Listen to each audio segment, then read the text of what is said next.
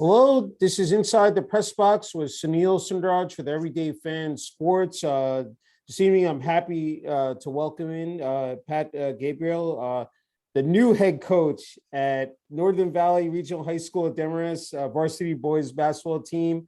Coach Gabriele, thank you so much for taking some time out to speak with me tonight. I really appreciate it. No problem. Thank you for having me on.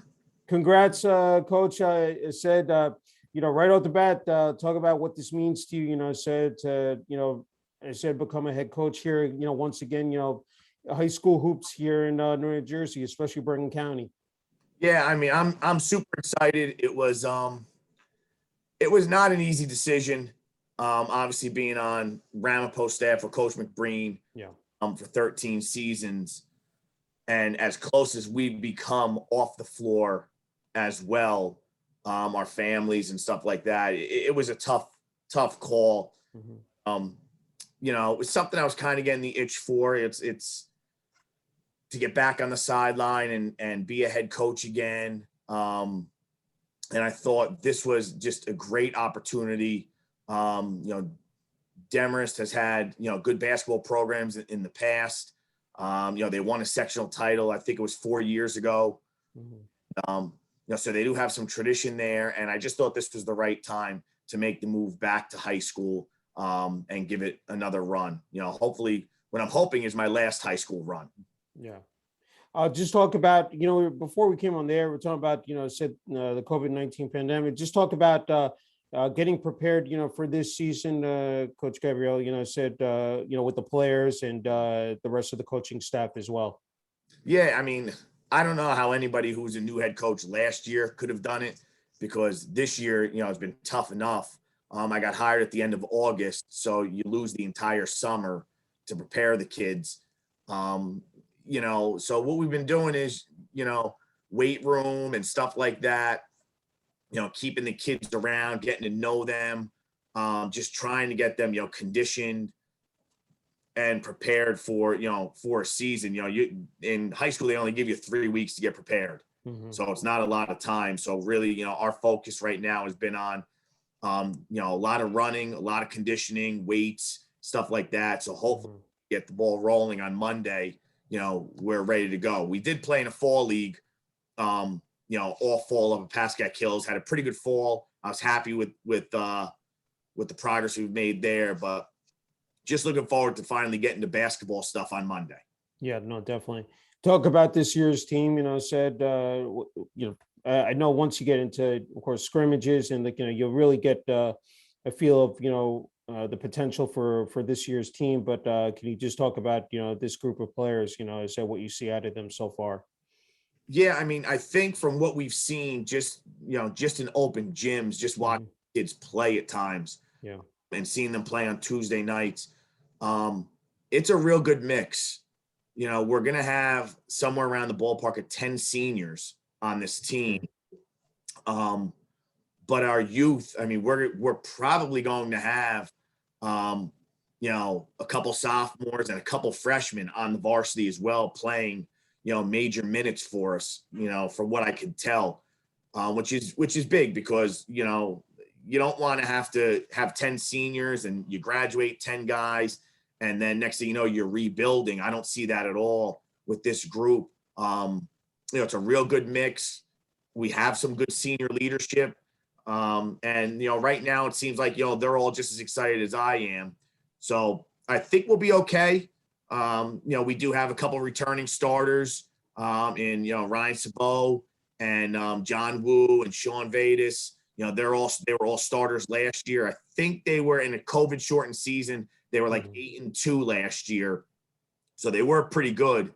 And those three guys come back.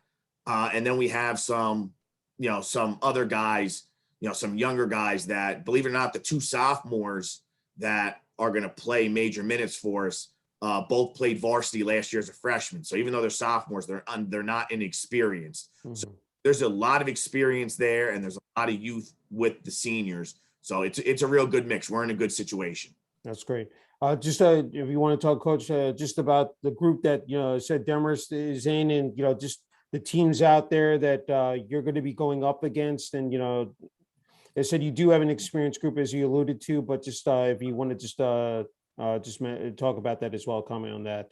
Yeah, I mean, we're the final school to get into Group 2. Okay. Dropped down to Group 2 this year, which is actually a real familiar section for me. North 1, Group 2. It's the section I was in when I was the head coach at Elmwood Park. Yes. So we'll be with a team like Elmwood Park, Dumont, Riverdale, I believe, is in there. Those schools, you get some of those schools that are out, Northwest, the North Warrens of the world and stuff like that, that we'll see, which is good because North 1, Group 3, which is just a brutal section. Yeah.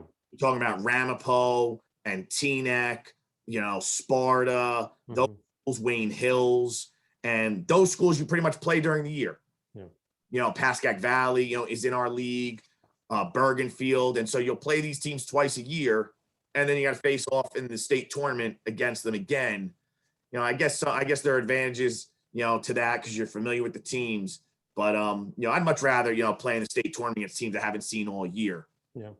So, I mean, the league is very competitive. Tenafly, from what I understand and what I've seen, is one of the favorites. They've got the 6'9" kid in the middle who's very good. Pascack Valley is really well coached. Al Coleman is one of the better coaches, in the area. He's a great guy and an even better coach. And then, like I said, you have Bergenfield, in our league with Old Tapan and Teaneck. So, it's a battle every night. There's no easy games on the schedule. No, definitely. Hey, you talked about Elmwood Park. It said the success you had there was just incredible. It said, 5 straight conference titles, 6 Bergen County Jamboree appearances, a 2006 state sectional championship. I mean, you left as the all-time, leader in county victories, and then the school highest winning percentage, at 694. I mean, 107 wins there, Coach Gabriele. I mean, just talk about your time there. Just again, phenomenal numbers that you were able to post. Yeah, I mean, it was a great experience. I loved my time in Elmwood Park. It's always flattering when people, congratulate me on what we did there. But like I tell people all the time, I had great kids, and you're only as good as the people you have around you. I had a great coaching staff, great assistants. I mean, my one assistant is now the head coach of Passaic Valley, Kevin Toohey. My other assistant is now the head coach of Felician and Ivan Lewis. And then the kids, I mean, we had, I think in that 6-year run, we ended up having like 7,000 point scorers. 2 of them ended up scoring 1,500 points for us, in Ryan Velez and Ryan Belisle. So Jared Forsteri pitched Division I baseball at Arizona and scored 1,000 points for us. So we had some players. I think what I brought to them was just accountability, just work hard, and hold each other accountable. That was it. And I think that was some of what they were lacking in the past, was that little bit of accountability, and we brought that in there, and we kind of stabilized that. I was also, I think at the time, maybe like the 4th head coach in 5 years or something. So there was nothing stable about that program. And I think I brought that for 6 years with my coaches, because the coaching staff stayed intact as well. And I think that's what helped us. But I mean, we had good players there. There were good players in Elmwood Park then. There still are good players in Elmwood Park now. Target, who averaged 23 a game for me my first year in Elmwood Park, is now their head coach. So he's going to do a wonderful job with them and keep them going. So it was a great experience going to Elmwood Park for those 6 seasons. I really enjoyed it. I wanted to touch on this subject because you're a teacher. Said teaching at Hasbrook Heights High School in biology. Said Bachelor Arts in Psychology and Elementary Education with certifications in Psychology, Math, and Biology. Just talk about that aspect of student athletes, because I think it's important. I mean, where it starts right there at that high school level. I'll just talk about that, Coach, because for these kids, also to maintain their grades and said being able to balance that out as well. Yeah, you try to explain to the kids, this is where you take your experience as a college assistant coach. And I even tell the kids in Hasbrook Heights about this all the time, and I've tried to say this to the kids in Demarest. Being an athlete in high school is a privilege. The school doesn't owe the kid anything. We don't have to, the schools don't have to let these kids play, if they have discipline issues or whatnot. And like I said, I tell them, there have been plenty of kids that we've seen or we've recruited over the years that we've really liked. And then when we see their grades and we're like, we can't get them in to Ramapo. And we say to them, there's a reason why it's called student athlete and not athlete student. The student part comes first. Okay. And it's funny. I was telling the kids at Demarest a couple of weeks ago, I said, none of you are going to make $1 million doing this. And I hope I'm wrong. I hope Coach, you're wrong. I'm making millions of dollars doing this. I said, but the odds are against it. I said, so make sure you're doing the right thing in class. Make sure you're getting good grades. Okay. So you can do something positive with your life. This is supposed to be a great experience. That's part of my job, is to make sure that this experience is positive for you. But at the end of the day, your grades are what's most important. Right now they're still trying to say, we had weightlifting, and they're like, Coach, is it okay if I miss weightlifting? I got a test to take to make up. I'm like, absolutely. That's more important than lifting weights. And you try to pass that along to them and tell them how many kids you've recruited over the years that we couldn't get into Ramapo just because of their grades. And so, fortunately at Demarest, the group on a whole, grade wise, is something I don't have to really worry about. These guys are really good students. I got a couple kids that are, have been accepted to Amherst and Williams and stuff like that. Yeah. You're talking, NESCAC schools that are, really, really good schools academically. So, but yeah, I think these kids understand the importance of academics, which is good. And being a teacher myself, it's something that I stress all the time. It's like, this is fun. This is supposed to be a positive experience, but don't forget about your schoolwork. That comes before anything else. Yeah, no, definitely stressing those fundamentals. I wanted to pinball back to you, Demarest, just terms of that relationship between the administration, athletics, just talk about that, how that has worked out so far for you, Coach Gabriele. It's been great. Mike Capito is the athletic director. I've known Mike a long time. He was the AD at Elmwood Park after I left. Okay. But going back there and recruiting some of their players after I left, I got to know Mike. And then Greg Butler, who just retired October 1st at Demarest. I've known Greg a while too, from, through baseball. And the transition could not have gone any smoother with both of them. Just, getting me acclimated with the school and, and the kids and stuff like that. Like I said, we didn't have a summer to really, get to know each other. So when I got approved in, I think the beginning of September, you're trying to meet these kids as school started. Normally you'd have, like a summer league or something, work the kids out. Here we didn't get that. And so they were instrumental in really getting me into the building and getting to know people. And stuff like that. So it's been great. I can't thank them enough. And now that Mike is there and Greg is retired, and Mike's there anytime you need him. Yeah, every time I call him or text him, he's available. He's a huge supporter. The school in and of itself is one of the best academic schools in the state. They are really strong academically, but they love their sports too. So, they're supportive of what we're trying to do, and I'm really excited to get going. That's great. Don't want to forget about the community as well, the town of Demarest, if we can just talk about that as well, Coach Gabriele. Yeah, the other thing that they've been great with is, we ran a basketball clinic. Jenny Jerkovich, who's the girls coach, tremendous girls coach, a great player in her own right. And I've known her a while. My older daughter played on her AAU program. So I'm thrilled to be working with Jenny. But Jenny and I ran a clinic for young kids in the town of Closter and Hallworth, which are the towns that go into Demarest. And, we had over 100 kids for the month of October. And so getting to know those kids, those younger kids that are in our feeder program, getting to know their parents, because we would see them twice a week for a couple hours, was great. We ran a coaches clinic that I did last week for all the coaches, just to kind of bounce ideas off them, to help them out with anything any questions they might have, so they could also meet me.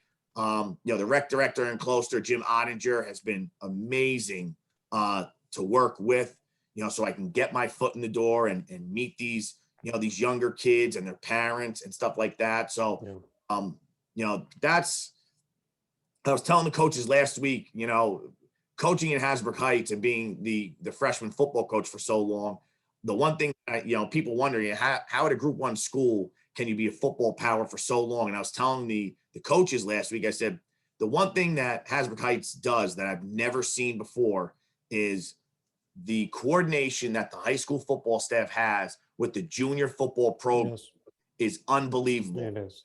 They were a wing T program for years. And then my second year, we flipped and went to a spread offense, and they had junior football coaches in on everything.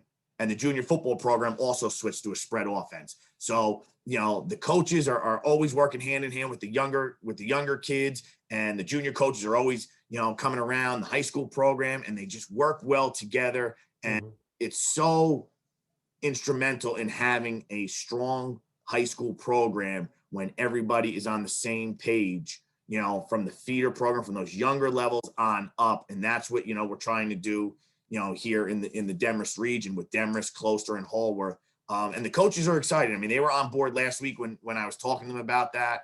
And I'm hoping to do the same thing because, you just want these kids to stay, not look at the Bergen Catholics and the Don Boscos of the world. You want them to stay in district, and you want parents to know that if they come to Demarest, they're in good hands, both academically and athletically. So, so the community has been great so far, in the first 2 months that I've been there. It's wonderful. Okay, let's transition, of course, to your 13 years at Ramapo College, as an assistant coach there. Plenty of great memories. I said those first 2 seasons, it's under head coach Chuck McBreen, who's been there now entering his 24th season there. As the head coach of the Roadrunners men's basketball team. Talk about that. The fact, winning ECAC championship, then the next year, second year, and Jack, said regular season conference championships, going to an NCAA tournament and the Sweet 16.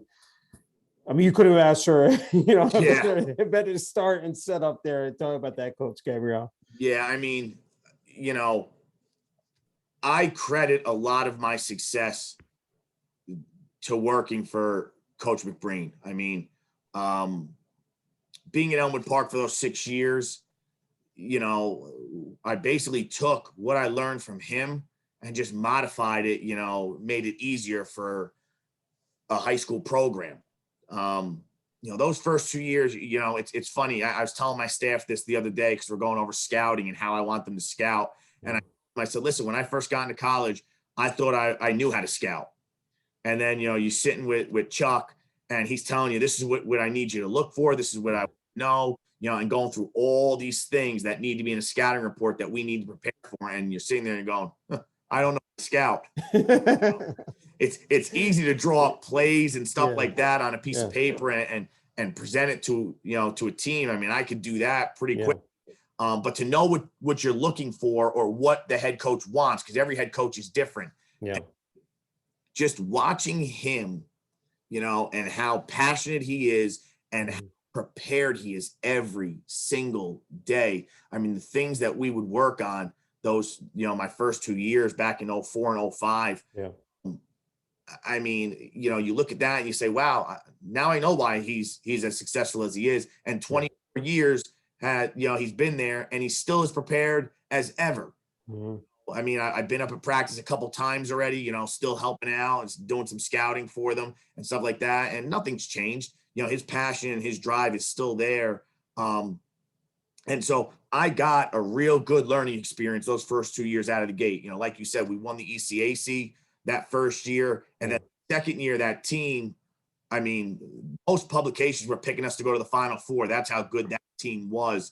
We just ran into a buzzsaw that night in King's College in our place. That was the first loss ever in the Bradley Center, was against King's College in the Sweet 16. Mm-hmm. And I think part of that was a little bit, us looking past King's College because there was a really good York York team from Pennsylvania that was going to be waiting for us in the Elite Eight.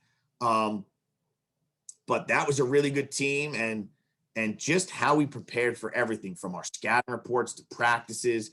I mean, I can't thank him enough for helping to give me the career that I've had and hope to continue to have. Most of that I've gotten from him. I've worked for other very good coaches. Don't misunderstand me. I don't want to shortchange them, but Chuck is second to none in what I've learned from him. I can never repay him enough. No, I agree. You worked with a number of assistant coaches. I was looking at those first 2 years. Those were big staffs that, that were there. I had to ask you just, I mean, a number of names I could, rattle off, but to just talk about that. I mean, how influential that was. How it was just, I said, being able to share, said so much information, ideas, just bounce stuff off the other assistant coaches as well. Yeah, I mean, early on, you're talking Robert Anderson, who was just a heck of a player, played at Western Carolina for Chuck and then transferred to Ramapo and, had some career at Ramapo. And then working with him as a coach, Robert, was certified in strength and conditioning. I mean, he's got his PhD right now. It's actually Dr. Anderson now. I mean, that's what you're talking about, a guy that you're working with every single day, how smart, he is, both in just talking to him in everyday life and then basketball, he's just as smart. Robert and I had a really good relationship when he was on staff. And then, obviously on the current staff, Trevor Williams, Trev and I, really good relationship.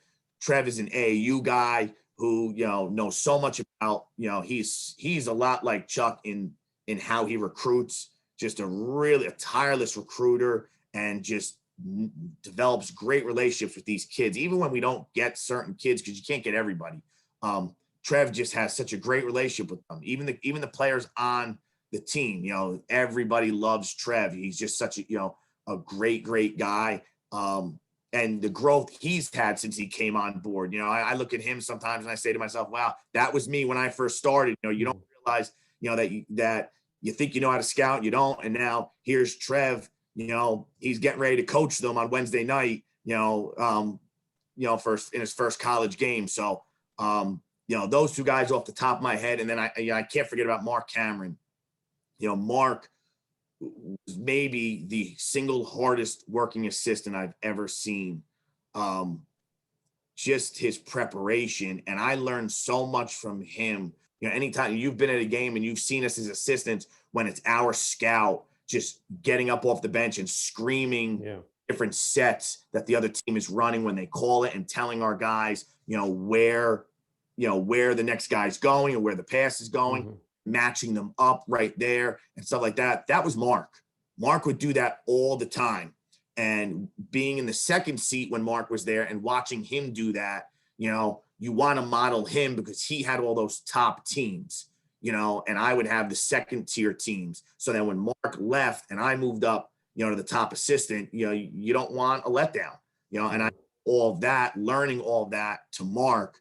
And you talk about a guy who probably knew the other team's sets better than their kid.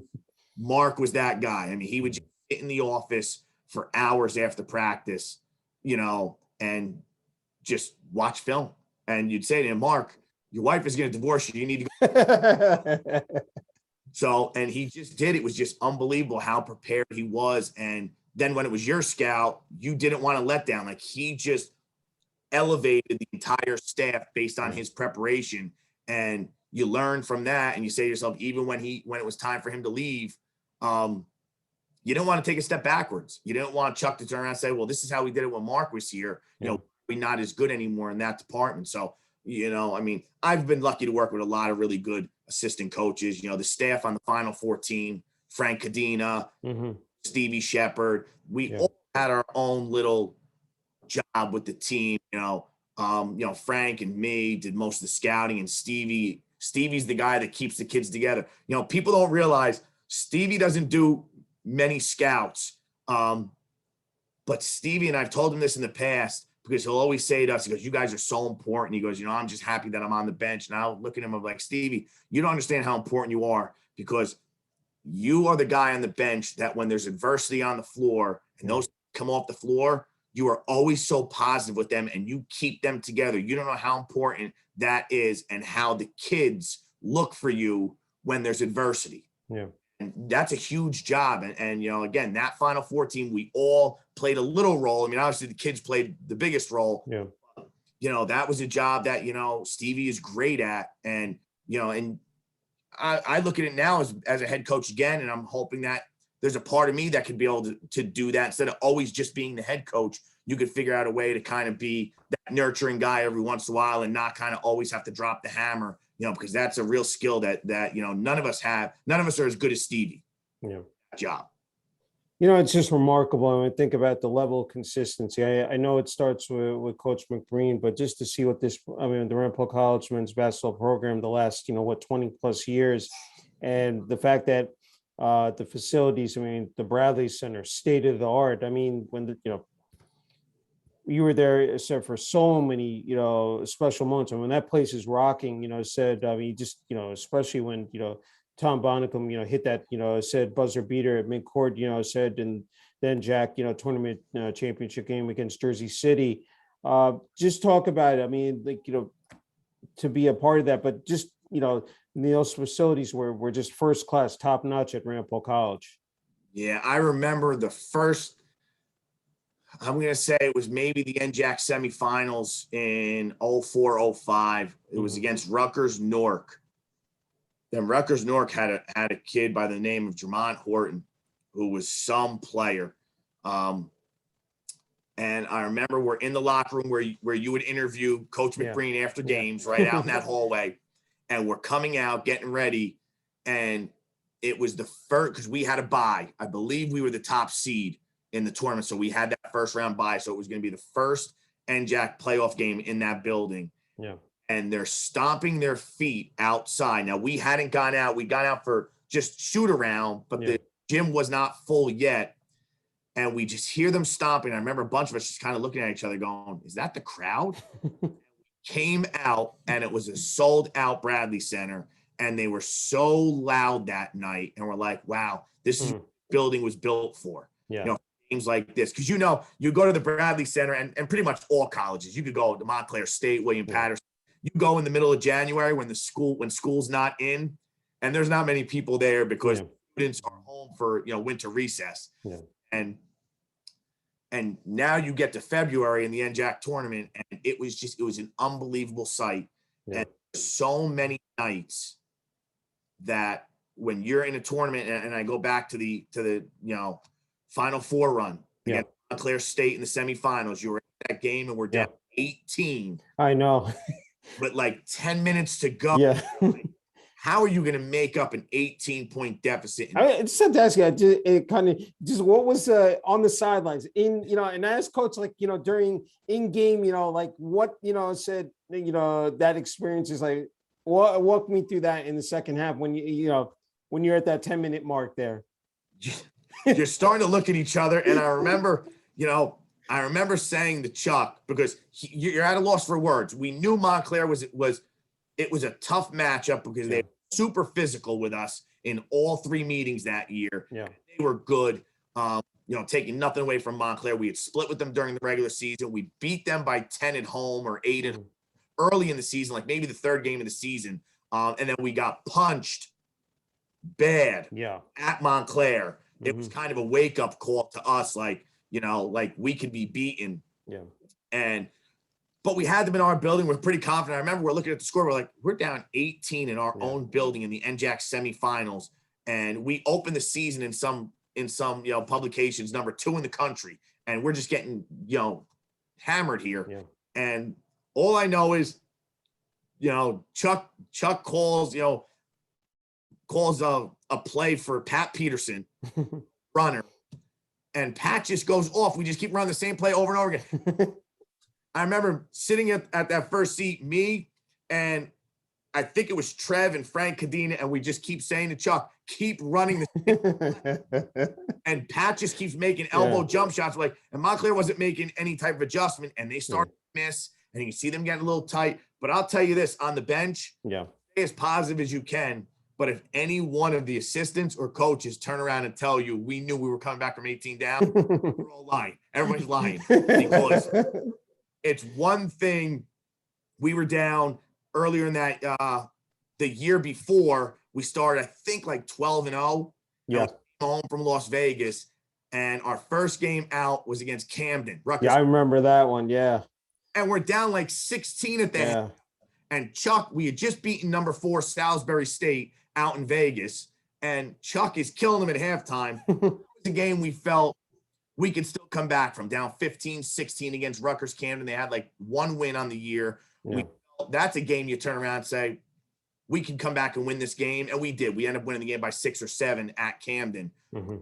But Montclair was a good team. You know, they were as good as anybody in the end, Jack. They had beaten us once already. So if anybody thinks that you're going to come back from 18 down with 10 minutes to go, they're lying, because I think so. We just got hot, you know, and that's a credit to those kids not panicking. Yeah. Most teams would have turned around, looked at the scoreboard and said, you know, just not our night. Yeah. And they didn't do that. And that's what made that team so special. Yeah. You know, you go back to Tommy hitting a half-court shot, you know, most teams are just, you know, maybe not even get a shot off. We had a play run for that situation, everything, you know, for Tommy to get a decent look, if you can call it a decent look, from half court. Yeah. You know, that was what was special about that team, was, you know, they never quit. They always thought they could win a game, and being down 18 against a good Montclair State team, maybe one of the best comebacks I've ever been a part of. That's great. That's great. You know, I wanted to, I mean, before we came on the air, talking about that, you know, picture behind you that you have framed, you know, said the Final Four team. I mean, that run, I mean, just again was just extraordinary. Just, you know, I mean, just talk about it said, you know, 2018, you know, it said that year. Yeah.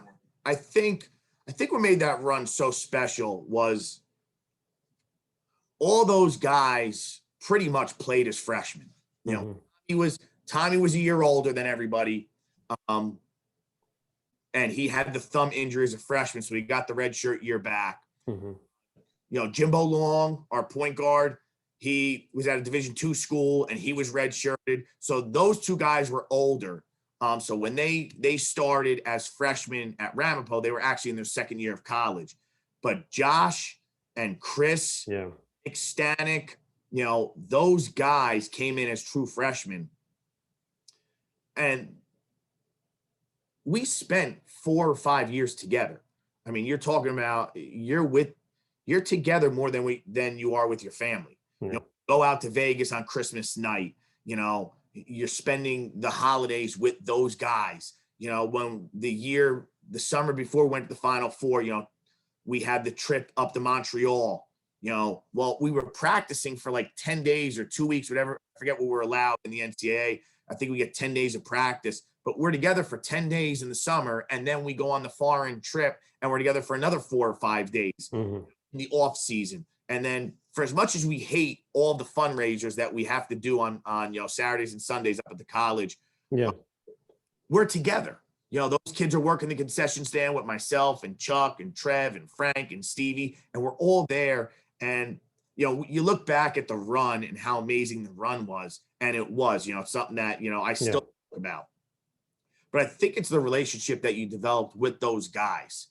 You know, I mean, I can't say enough about those kids. And then you add in, you know, kids like, you know, Pat Peterson, who was with that group for 2 years, you know, and stuff like that. And it was a great group of kids that we became a family. And the hardest part of losing that Final Four game is, you know, I mean, there wasn't a dry eye in that locker room when lost, but I never felt it was because we lost to Wisconsin Oshkosh. I felt it was because, and I know for me, it was because you knew this was the last time this group was going to be together You know, you have a lot of turnover in, you know, even in high school, you know, kids graduate and a new group comes in. Mhm.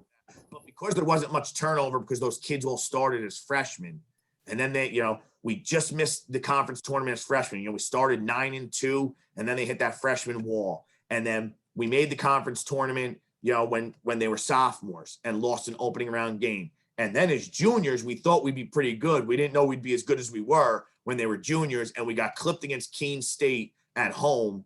And then you're with them again as seniors. So like in a case like Tommy was with Chuck and myself for 5 years. Yeah. The rest of that group, it was 4 years, and it's just 4 years of constant, you know, texting back and forth, you know, even in the off season. I mean, it's one of the things that we all do. We still have a group chat, you know, where, you know, I know like Tommy and Jimbo and Josh are big Jets fans. So, you know, when the Jets lose, it's a text message immediately. The Jets look good this week.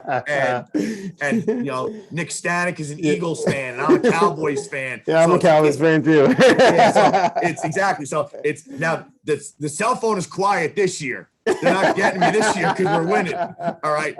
But you know, like stuff like that, like it's even in the off season, you know, like Tommy and Jimbo are just insane Notre Dame fans.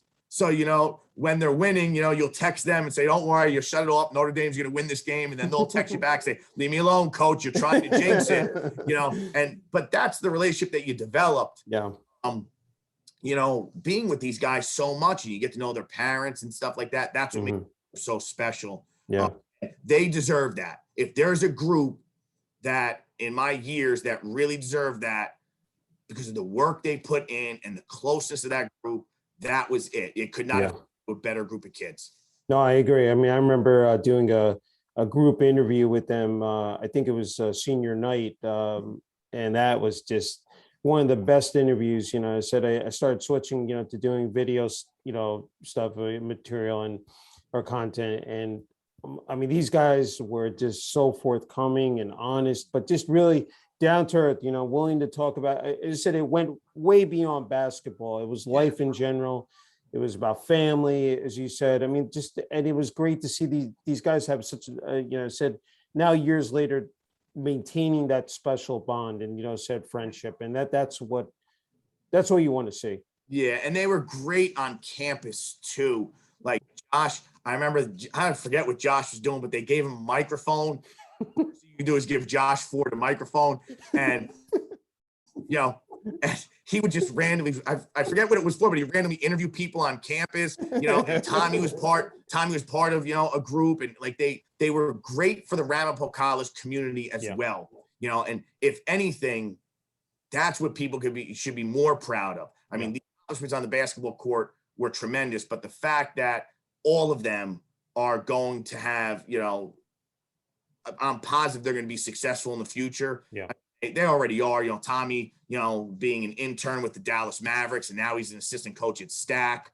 You know, Josh is coaching, you know, and, you know, they're all just, you know, they're just a great bunch of kids. You know, it's like Chuck talks about all the time. We want to recruit great character kids. Mm-hmm. Those kids were great character kids. Yeah. And, you know, and to be around them, what they don't understand is you hope you taught them a little bit about basketball, but they don't realize how much they taught you on how to be a better coach. Yeah. Oh, and that's what those kids were all about. No, I agree.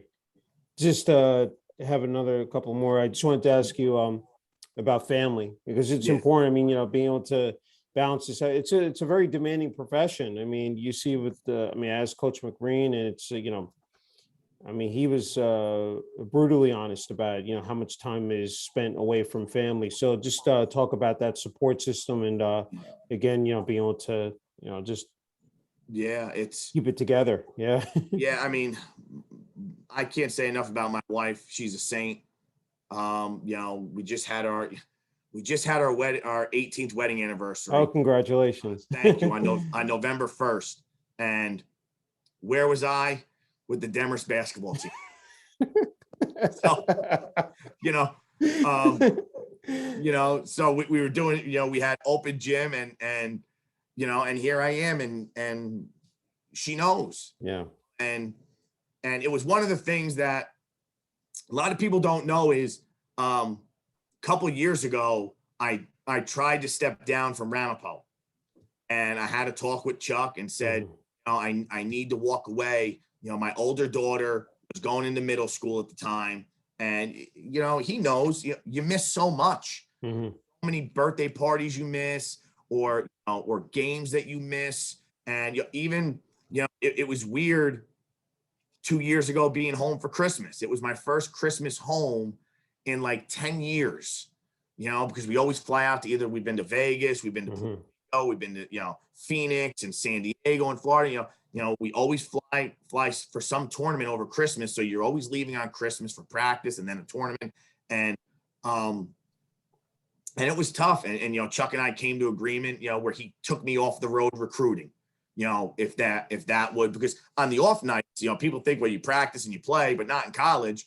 You're always out recruiting, any chance you get, and you're driving all over the state. Sometimes into New York, sometimes into Pennsylvania, sometimes down to Delaware if there's a kid. And we do that for our love of the program. And it gets to be a lot. And so Chuck took me off the road and just said to me, stay on, and we'll just have you scout and do your normal stuff. Because I started to feel guilty about missing things. And although my wife is really supportive, it gets tough. You do start to feel guilty about all the things and stuff like that. Fortunately, Chuck was so good over the years that, when we would go to the NCAA tournament or go to, Virginia for, a weekend tournament, I'd get my own room and my family would travel with us. Sure. Also, it was one of the things I had to explain to them when I took the job at Demarest. I explained to my younger one who's in 6th grade, I had to say, I'm sorry, but there's no more weekend trips. And Grandpa's headed to Virginia this weekend, and she said, well, you didn't start your season yet. Can we go down to she's like, I like staying in the hotel and traveling with the team. And so, so Chuck allowed it to be a family experience for my family. My older daughter, who's a freshman this year, we were down at Christopher Newport a couple of years ago, and she came on the bus to our practice, and she helped take pictures with, the SID. And so it turns into a family environment, and he really helped in that respect.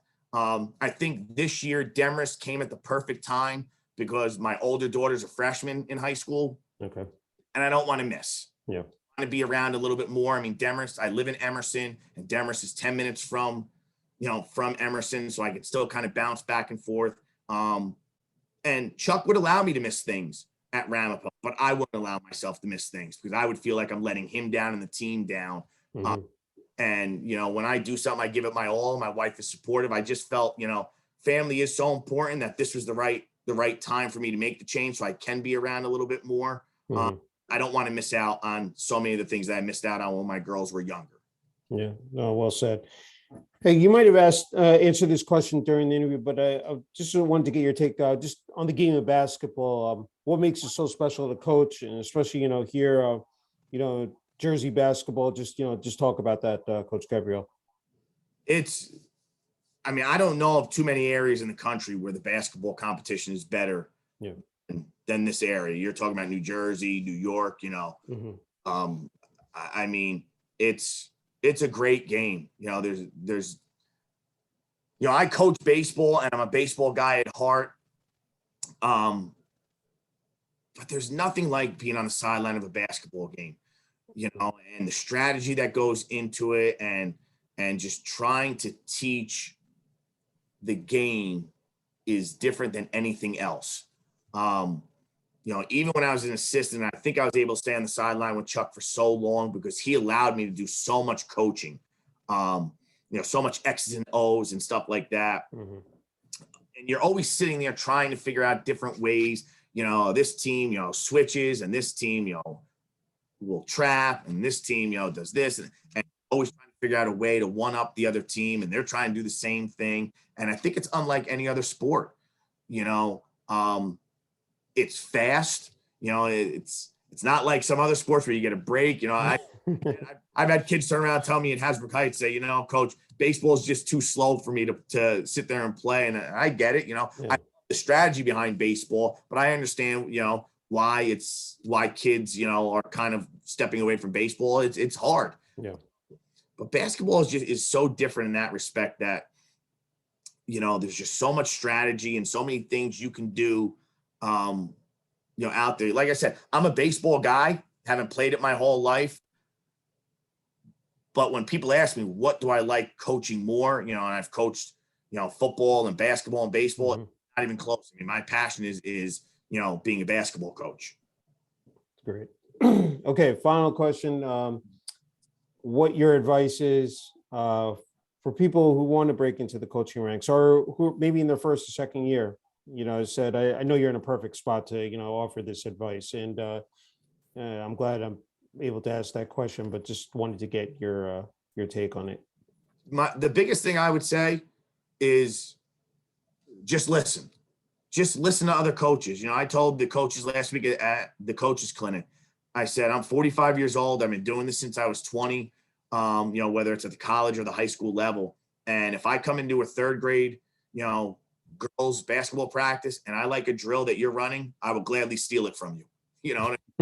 No shame in taking a drill from anybody. Yeah. It's when you think you've learned it all or know it all is when you should get out of the profession. There are going to be bumps in the road. It's never going to be easy. But talk to people, listen to people, ask for advice. I ask people all the time. Chuck and I still talk daily, about what's going on up at Ramapo, things that I'm doing a little differently, with Demarest. And, I send him plays, he sends me stuff and stuff like that. Anybody that's starting, I would say to them, one, it's a great profession to get into. Okay. You need to make sure you have a good support system, because I would not have made it this long without my wife. Okay? I mean, that's first and foremost. But ask questions. Listen to what people have to say. Go to coaches clinics. Go to practices. The one thing that I've missed out on being in the college game that I can do now is I can go back to college practices and watch other people, how they run practice. Right now, you get stuck in how Ramapo does things, and it works. So I'm not changing anything.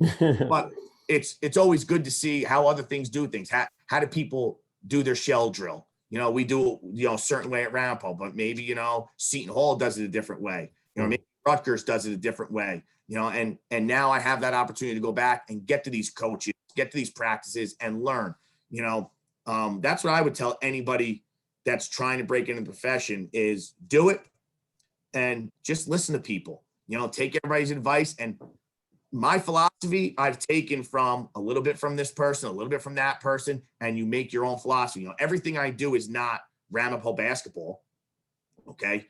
A lot of it is because I'm on the same page with Chuck, but there are certain things that I'm going to do differently at Demarest that maybe I saw another coach do that I really liked. So that's what I would tell, people trying to break in, is just listen to what other people have to say, and it'll help. It's great. Hey, I almost it's almost skipped past me. You can have the last word for I said the Northern Valley Demarest, and also the town of Demarest community out there, the fans, students, what's in store for the 2021-22 Northern Valley Demarest, varsity boys basketball team. Listen, I'm excited. I'm really excited about this group. They're as hard a working group of high school kids I've ever been around. They're excited. They keep saying they can't wait to get to Monday. There's talent. I mean, it's the cupboard definitely wasn't left dry, even after a COVID year. We got some kids that could shoot. We got some kids that could play. I think it could be a really special season. Again, I feel bad for them because they got me in the first year. You kind of wish I was able to kind of lay the foundation a year ago, and then you come into this group. And like I tell them, I'm hoping as the coach not to mess it up, because there is a lot of talent. We're hoping that, the community comes out and supports us. We can get that gym packed. I know I followed their volleyball team, their girls volleyball team that had an unbelievable season. And they had, some packed gyms. I've been to a couple football games. The students come out to the football game. So we're hoping to get that gym, packed this season, and hoping to have a really good year. I mean, hopefully we can contend for a league title, make a run in the States, and make the Jamboree. That would be a great season for us. I think they're capable of it. But again, time will tell. We'll see in a week when we get this thing going. But I'm super excited about those kids and really looking forward to the season. Terrific. Hey, Coach Gabriele, can't thank you enough. It's been an incredible honor and privilege, interviewing you. Thank you so much for the time. And again, wishing you all the best, said in your first season as head coach, said in the Northern Valley Demarest Norsemen, a varsity boys basketball team. Thank you so much. I appreciate it.